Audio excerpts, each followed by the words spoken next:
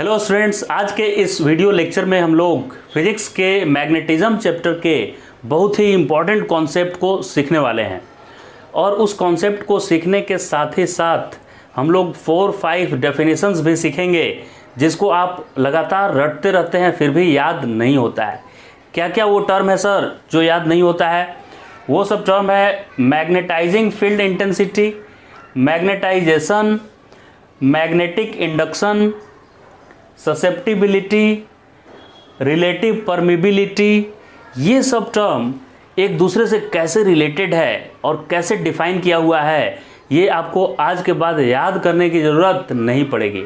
आज जो मैं आपको कहानी बताने जा रहा हूँ, इस कहानी तो ऐसे भी एक बार सुन लेने के बाद याद रहता है, वैसे ही आपको याद हो जाएगा ये। तो कहानी क्या है, यहाँ पे एक बैंक सिस्टम कंसिडर करेंगे हम लोग। बैंक में हम लोग समझेंगे कि 100 रुपये जमा किए हमने। बैंक में कितना जमा किए? 100 रुपये। और बैंक वाले ने 40 रुपया उस पर ब्याज दिया। तो जब मैं पैसा लेने गया बैंक से तो वो मुझे 140 रुपये दिया और वो मैं घर लेकर आ गया 140 रुपये। अब इस कहानी में 100 रुपया, 40 रुपया और 140 रुपया, ये 3 टर्म याद रखिएगा। इसके साथ ही अब आइए हम लोग समझते हैं कि कैसे ये रिलेटेड है इस कहानी के थ्रू। तो बैंक में जो आप पैसा जमा करेंगे उसको मैं यहाँ लिखूंगा और वो क्या होगा? इनपुट होगा। इनपुट मतलब ये क्या चीज़ कहानी है? ये है किसी आयरन रॉड को या मैग्नेटिक मटेरियल को जो कि पहले से मैग्नेट नहीं है, जैसे आयरन, कोबाल्ट, निकेल, ये सब, इसको मुझे मैग्नेट बनाना है, यानी इसमें मैग्नेटिक प्रॉपर्टी लाना है या इसके अंदर मैग्नेटिक फील्ड लाना है। अभी इसका नेट मैग्नेटिक फील्ड 0 क्यों है? क्योंकि एक मैग्नेटिक मूवमेंट इधर की तरफ है, दूसरा मैग्नेटिक मूवमेंट इधर की तरफ है, तो रैंडमली सब मैग्नेटिक डाइपोल मूवमेंट होता है। इलेक्ट्रॉन के इसके अंदर इलेक्ट्रॉन रिवॉल्व करता है, उसके कारण जो मैग्नेटिक मूवमेंट एक एक इलेक्ट्रॉन का आया हुआ है वो सब ओवरऑल एक दूसरे को कर देता है कैंसिल।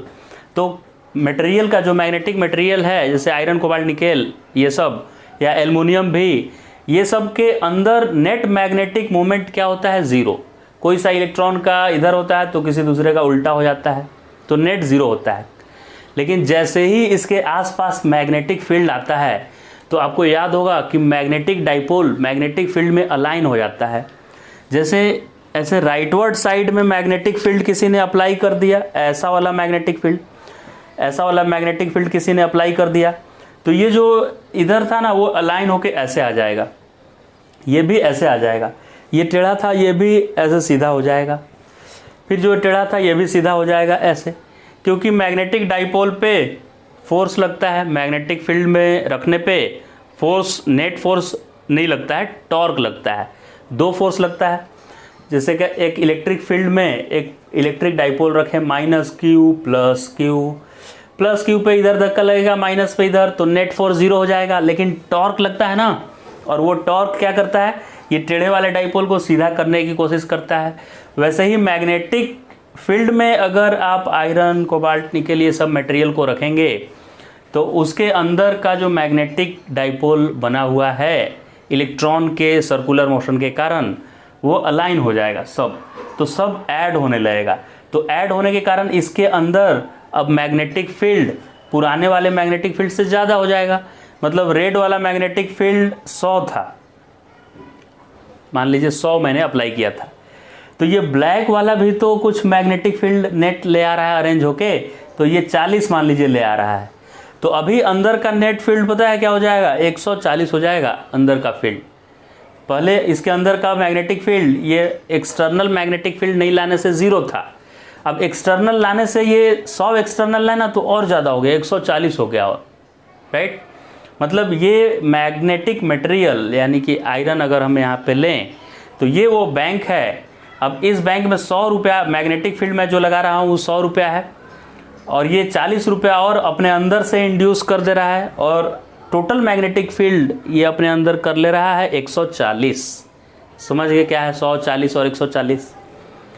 उसी को मैं एक्सटर्नल फील्ड नहीं लगाकर, एक्सटर्नल फील्ड अप्लाई नहीं करके, इसको एक सोलेनॉइड के अंदर भी रख सकता हूँ इस मटेरियल को, और इसमें करंट फ्लो कराएंगे तो ये करंट कैरिंग सोलेनॉइड भी अपना मैग्नेटिक फील्ड बना देता है। और मैग्नेटिक फील्ड में जैसे ही ये मटेरियल को रखा जाएगा, इसका जो एरो इधर था रैंडमली अरेंज था, वो सब अलाइन हो जाएगा सीधा। और अंदर का मैग्नेटिक फील्ड, सोलेनॉइड का मैग्नेटिक फील्ड जो कि अप्लाइड मैग्नेटिक फील्ड है, उसमें कुछ और भी ऐड हो जाएगा नेट मैग्नेटिक फील्ड अंदर का। वो कुछ और क्या ऐड होगा, तो यही उसका जो नेट डाइपोल मोमेंट ऐड हो गया है, सब कैंसिल नहीं हुआ है, ये सब मिलाकर और कुछ मैग्नेटिक फील्ड अंदर बना देगा। तो अब मैग्नेटिक फील्ड ये जो इंड्यूस हुआ ना, उसको 40 में लिया हूँ, मैंने ब्याज के तौर पे इसको मान रहा हूँ। और जो अप्लाई किया था ये सोलेनॉइड μ0 Ni, उसको अप्लाइड वाले को हम बोल रहे हैं कि 100 रुपये मैंने जमा किया, और दोनों मिला के कुल मिला के कितना हो गया 140। तो वो नेट मैग्नेटिक फील्ड इस मटेरियल के अंदर का होगा। ठीक है। अब सर इसमें ये मैग्नेटाइजिंग फील्ड इंटेंसिटी किसको बोलेंगे, ध्यान से देखिएगा। ये जो सोलेनॉइड फील्ड अप्लाई करता है वो μ0 Ni होता है। तो इसमें μ0 को छोड़कर जो बाकी का ये टर्म है ना, इसको, इसी टर्म को बोलते हैं मैग्नेटाइजिंग फील्ड इंटेंसिटी, या इसको H सिंबल से इंडिकेट किया जाता है। तो मैग्नेटाइजिंग फील्ड इंटेंसिटी क्या हो गया, ये जो आप अप्लाई किए, अप्लाई यानी 100 रुपया, ये 100 रुपया का μ0 अगर छोड़ दें, ये μ0 Ni क्या था, 100 रुपया था जितना आपने अप्लाई किया था एक्सटर्नल, तो उस 100 रुपया में खाली μ0 को छोड़ दें, माफ़ कर दें उसको, तो जो बचा हुआ चीज़ है उसी का नाम है H, और उसका नाम है मैग्नेटाइजिंग, उसका सिंबल है H और नाम है मैग्नेटाइजिंग फील्ड इंटेंसिटी। 100 रुपया मैग्नेटाइजिंग, ING लगा हुआ है, ING मैग्नेटाइजिंग, मतलब समझिएगा 100 रुपया वाला है। और इसमें क्या लगा हुआ है, मैग्नेटाइजेशन। देखिए डिफरेंस क्या है, इसमें ING है, इसमें मैग्नेटाइजिंग है, और इसमें मैग्नेटाइजेशन है। तो ये चीज़ क्या है, मैग्नेटाइजेशन, मैग्नेटाइजेशन है जो आपको ब्याज दिया बैंक ने, ये चीज़। इस चीज़ में भी अगर आप μ0 को छोड़ दें तो बाकी का जो बचता है ना, वो क्या बचता है, तो ये जो अंदर का मैग्नेटिक डाइपोल मोमेंट आ गया है। मैग्नेटिक डाइपोल मोमेंट का M होता है ना सिंबल, मैग्नेटिक डाइपोल मोमेंट का, और पर यूनिट वॉल्यूम लेना है। ये पर यूनिट वॉल्यूम क्यों ले लिए सर, ये तो खाली मैग्नेटिक डाइपोल मोमेंट बनाया था, क्योंकि भाई मुझे इन दोनों को ऐड करना है। अब इसमें μ0 को छोड़ दें, क्योंकि μ0 यहाँ भी है, यहाँ भी है, तो Ni का जो यूनिट होगा वही इसका यूनिट होना चाहिए, तभी तो ये दोनों ऐड हो पाएगा, सेम यूनिट वाला ही ऐड होता है। तो N और I का यूनिट है एम्पियर, और N है number of turn per unit length यानी पर मीटर, तो इसका एम्पियर हो गया और इसका नीचे मीटर हो गया, N के लिए पर मीटर है ये, तो एम्पियर पर मीटर है। ये Ni का यूनिट क्या है, एम्पियर पर मीटर। तो इसका भी यूनिट, ऐसा टर्म मुझे यहाँ लिखना है μ0 को छोड़कर जिसका एम्पियर मीटर आ जाए। तो डाइपोल मोमेंट का तो एम्पियर मीटर स्क्वायर होता है सर, डाइपोल मोमेंट का। तो एम्पियर मीटर स्क्वायर में क्या डिवाइड करें कि वापस वो एम्पियर पर मीटर बन जाए इसके जैसा, तो सर मीटर क्यू से कर दीजिए, यानी वॉल्यूम से। तो ये मीटर स्क्वायर से मीटर क्यू कैंसिल होके 1 मीटर बच जाएगा, यानी एम्पियर पर मीटर आ जाएगा। तो सेम यूनिट के लिए डिफाइन किया गया एक टर्म कि इसके अंदर ये ब्लैक वाला मैग्नेटिक डाइपोल मोमेंट कितना डेवलप किया अपॉन वॉल्यूम इस मटेरियल का, ये ब्लैक वाले मटेरियल का जिसको मैग्नेटाइज करने वाले हैं उसका वॉल्यूम से डिवाइड कर दिए। तो induced dipole moment, induced magnetic dipole moment पर यूनिट वॉल्यूम, इसी चीज़ को डिफाइन किया मैग्नेटाइजेशन। यानी ये मैग्नेटाइजेशन क्या हो गया, जो 40 रुपया आपको ब्याज मिला था, जो 100 रुपया आपने जो अप्लाई किया था, अप्लाई जो आपने किया था एक्सटर्नल मैग्नेटिक फील्ड, ये उसमें μ0 Ni उसका फॉर्मूला था, तो μ0 को छोड़ दें तो बाकी का जो टर्म बचा उसका नाम था मैग्नेटाइजिंग फील्ड इंटेंसिटी। जो 40 रुपया है उसमें μ0 को माफ़ कर दें तो जो M/V बचा मैग्नेटिक डाइपोल मोमेंट पर यूनिट वॉल्यूम, उसका नाम है मैग्नेटाइजेशन। और मैग्नेटाइजेशन है क्या, मैग्नेटिक डाइपोल मोमेंट पर यूनिट वॉल्यूम। और मैग्नेटाइजिंग फील्ड इंटेंसिटी क्या है, μ0 को छोड़कर N/I। वैसे ही मैग्नेटिक इंडक्शन क्या है, इन दोनों का सम है μ0 को इंक्लूड करके, यानी कि μ0H यानी जो आपने अप्लाई किया प्लस μ0I जो ये इंड्यूस होके नेट मैग्नेटिक फील्ड बना लिया, यानी कि 100 रुपया और μ0 × I 40 रुपया, दोनों को ऐड करेंगे तो 140 रुपया, यानी टोटल मैग्नेटिक फील्ड जो अब इसके अंदर बन जाएगा उसी टोटल मैग्नेटिक फील्ड को बोलेंगे मैग्नेटिक इंडक्शन। तीनों डेफिनेशन क्लियर है? फिर से एक बार देखिए, मैग्नेटाइजिंग फील्ड इंटेंसिटी मतलब आप जो अप्लाई किए, मैग्नेटाइजेशन मतलब जो ब्याज दिया बैंक में, आपने 100 रुपया जमा किया था, बैंक ने 40 रुपया दिया। मैग्नेटिक इंडक्शन मतलब 140 रुपया, जितना कुल मिला के नेट हो गया वो।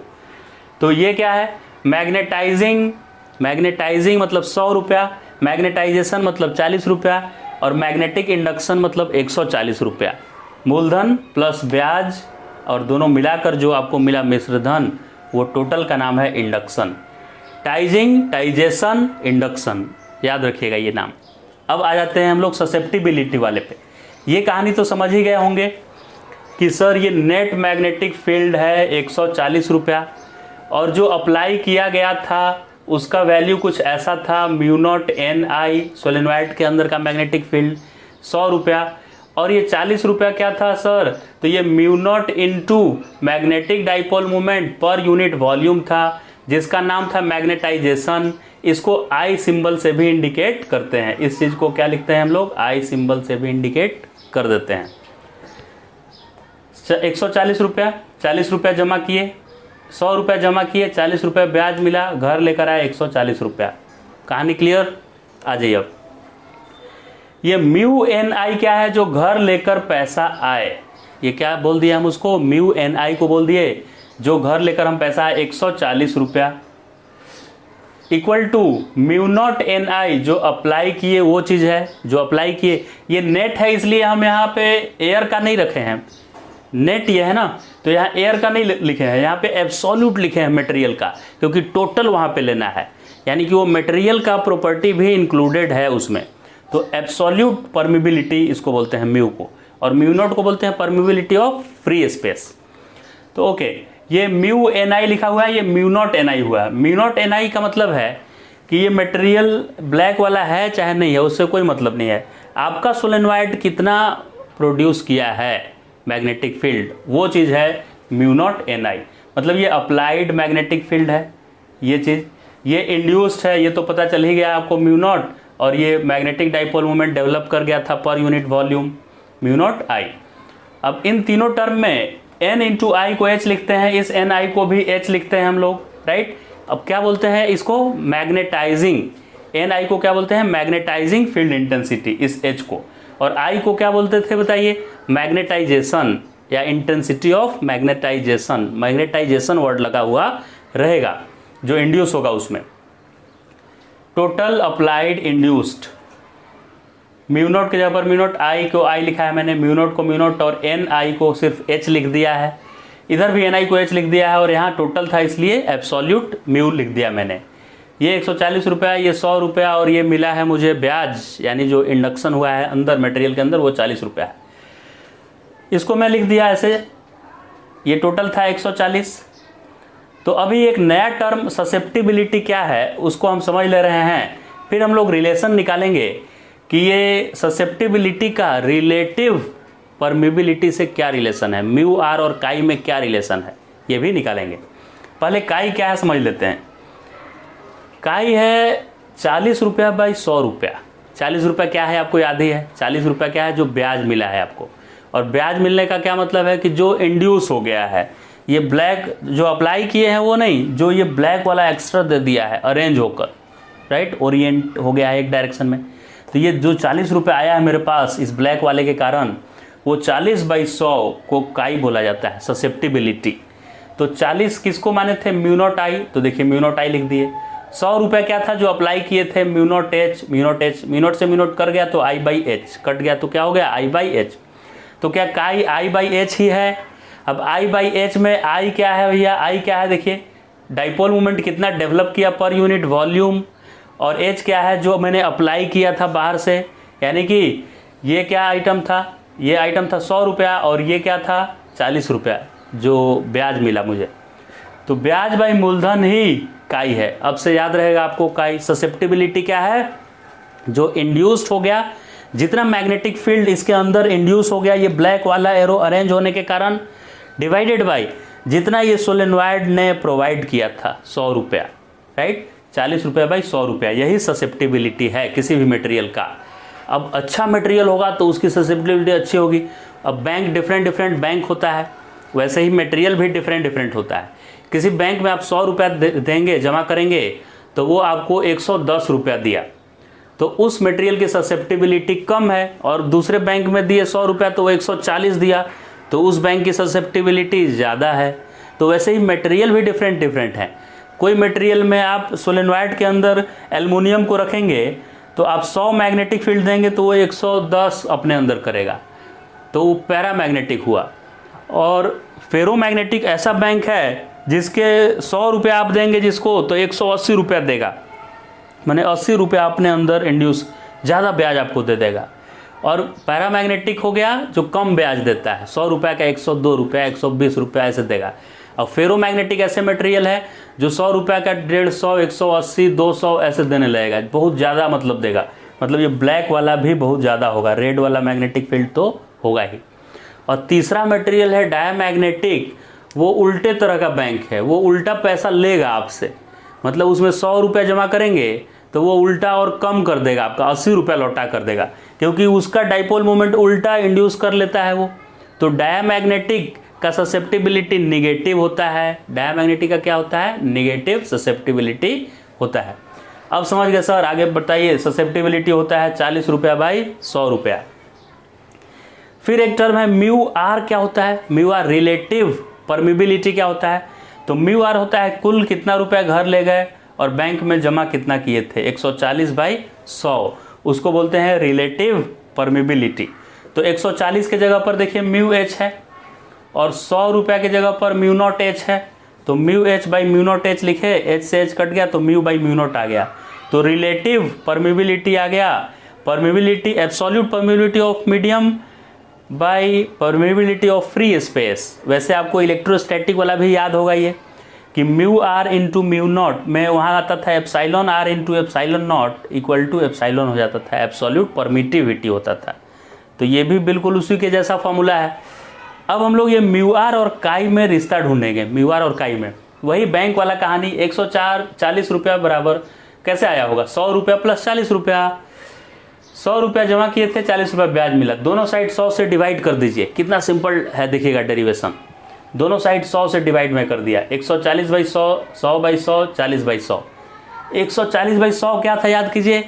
ससेप्टिबिलिटी था कि रिलेटिव परमिबिलिटी था? 140 बाई 100, 140 बाई 100 था सर रिलेटिव परमिबिलिटी, तो इसको मैं म्यू आर लिख दिया। 100 बाई 100 1 हो गया। और 40 बाई 100 क्या था? ससेप्टिबिलिटी। 40 बाई 100 क्या था? या ब्याज जो मिला बाई जमा क्या था? ससेप्टिबिलिटी। तो 40 बाई 100 को मैं लिख दिया ससेप्टिबिलिटी। ये फॉर्मूला कैसे लिखा सर? ये तो होगा ही कि हम 100 रुपया जमा किए, 40 रुपया ब्याज मिला, घर लेकर आ गए 140, तो इससे मुझे म्यू आर मिल गया और 40 बाई 100 से काई मिल गया। तो relative permeability equal to 1 plus susceptibility हो गया। Relative permeability equal to 1 plus susceptibility. और ससेप्टिबिलिटी क्या हो गया? तो रिलेटिव परमिबिलिटी में एक माइनस हो जाएगा, तो ससेप्टिबिलिटी को लिख सकते हैं रिलेटिव परमिबिलिटी -1। कुल मिला के क्या कहानी याद करना है? बस 100 बात की एक बात यह है कि जो आपको कुल मिलने वाला है बैंक से वो 140 रुपया है और उसको आपको म्यू एन आई लिखना है। और जो आप जमा किए थे यानी सोलेनॉइड के भीतर का magnetic field mu naught n I है, इसको 100 रुपया मानना है, पूरे को 100 रुपया मानना है, इसको अधूरे बीच वाले को नहीं, पूरे को 100 रुपया। और ये म्यू नॉट आई क्या है? ये टोटल जो ब्याज आपको मिला है उसको लिखना है म्यू नॉट आई। अब उसमें ये आई छोटा सा टर्म है, उसका नाम है एम बाई वी। एम क्या है? इंड्यूस मैग्नेटिक डाइपोल मोमेंट पर यूनिट वॉल्यूम। और ये एन आई क्या है? तो सोलेनॉइड मैग्नेटिक फील्ड जितना प्रोड्यूस करता है ना म्यू नॉट एन आई, उसमें म्यू नॉट को छोड़कर जो एन आई टर्म है उसी को एन आई टर्म को एच लिख दिया जाता है बाद में। क्या लिख दिया जाता है? एच। और इसको पढ़ते क्या है एच को? Magnetizing field intensity. समझ गए? वीडियो को फिर से दोबारा आप देखें कि किसको बोलेंगे मैग्नेटाइजिंग फील्ड इंटेंसिटी, क्या होता है मैग्नेटाइजेशन, क्या होता है मैग्नेटिक इंडक्शन, और क्या होता है ससेप्टिबिलिटी, रिलेटिव परमिबिलिटी। इतना सारा सब कॉन्सेप्ट इसमें मैंने समझाया है। थोड़ा सा भी अगर कहीं दिक्कत हुआ तो वापस वीडियो को पीछे से जाकर पूरा देख लें और कमेंट करें कि कैसा लगा ये वीडियो।